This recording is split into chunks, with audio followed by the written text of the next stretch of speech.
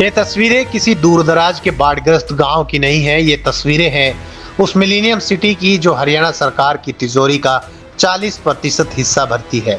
ये सिसकता डूबता गुरुग्राम है। हर साल यही कहानी, यही तबाही। लेकिन इस साल यह जलभराव सिर्फ पानी का सैलाब नहीं बल्कि आरोप प्रत्यारोपों का सियासी तूफान भी लेकर आया है। एक तरफ विपक्ष पूछ रहा है 10 साल का हिसाब दो, तो दूसरी तरफ सरकार कह रही है ये 50 साल पुराना पाप है।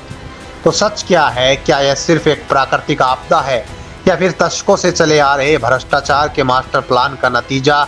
आइए आज गुरुग्राम के हर गुनाह और हर गुनहगार की परतें उधेड़ते हैं। जैसे ही गुरुग्राम डूबा, सियासी एक्शन शुरू हो गया।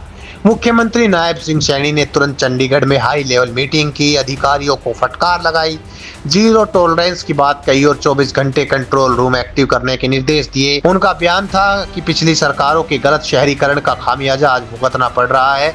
हम स्थायी समाधान पर काम कर रहे हैं। लेकिन असली सियासी ड्रामा तब शुरू हुआ जब पूर्व सीएम और अब केंद्र में शहरी विकास मंत्री मनोहर लाल खट्टर खुद इस मामले में सक्रिय हो गए। उन्होंने चंडीगढ़ से लेकर गुरुग्राम तक अधिकारियों के साथ बैठकें की और जलभराव पर एक विस्तृत रिपोर्ट तलब की। राजनीतिक विश्लेषक इसे नायब सैनी के नेतृत्व को अंडरमाइन करने और गुरुग्राम लोकसभा सीट पर अपनी दावेदारी मजबूत करने की कोशिश के तौर पर देख रहे हैं। विपक्ष ने इसे तुरंत फोटो ऑप करार दिया।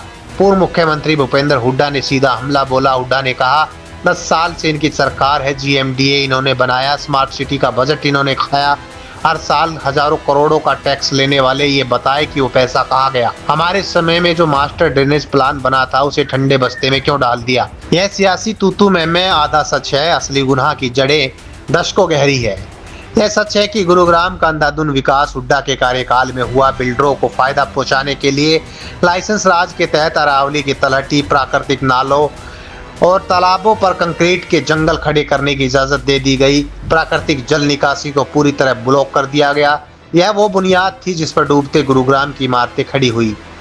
बीजेपी 10 साल सत्ता में रही। उन्होंने गुरुग्राम मेट्रोपॉलिटन डेवलपमेंट अथॉरिटी यानी जीएमडीए बनाई, जिसका सालाना बजट सैकड़ों करोड़ रुपए है। स्मार्ट सिटी के नाम पर पैसा आया, लेकिन उस पैसे से शहर का ड्रेनेज सिस्टम सुधारने की बजाय बची कुची ग्रीन बेल्ट पर भी नए निर्माण होते रहे। एक आरटीआई एक्टिविस्ट के अनुसार जीएमडीए और नगर निगम हर साल नाला सफाई के नाम पर सिर्फ कागजी खाना पूर्ति करते हैं। भ्रष्टाचार की दीमक इस सिस्टम को खोखला कर चुकी है। बीजेपी ने कांग्रेस की नाकामी को धोने की बजाय उस पर और कंक्रीट डाल दिया। इस सियासी जंग और भ्रष्टाचार के बीच पिस कौन रहा है? वो है आईटी प्रोफेशनल जो 8 घंटे ट्रैफिक में फंसा रहता है, वो परिवार जिसके करोड़ों के फ्लैट के बेसमेंट में पानी भर गया, और वो दिहाड़ी मजदूर जिसकी झुग्गी डूब गई और रोजी रोटी छिन गई।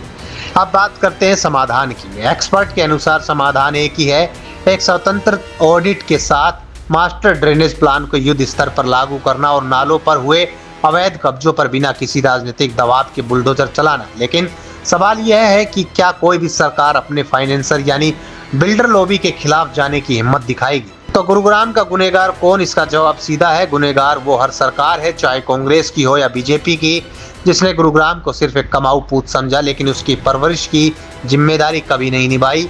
हुड्डा सरकार ने बिल्डरों के साथ मिलकर गुनाह की नींव रखी तो खट्टर सरकार ने 10 साल तक उस पर पर्दा डाले रखा। अब जब जिम्मेदारी की बात आती है तो दोनों पार्टियां एक दूसरे पर कीचड़ उछाल रही है। लेकिन गुरुग्राम की जनता को यह तय करना होगा कि वो इस कीचड़ उछाल में बह जाएगी या फिर इस मानसून में सड़कों पर भरे पानी को देखकर वोट देते वक्त अपने असली गुनहगारों को याद रखेगी।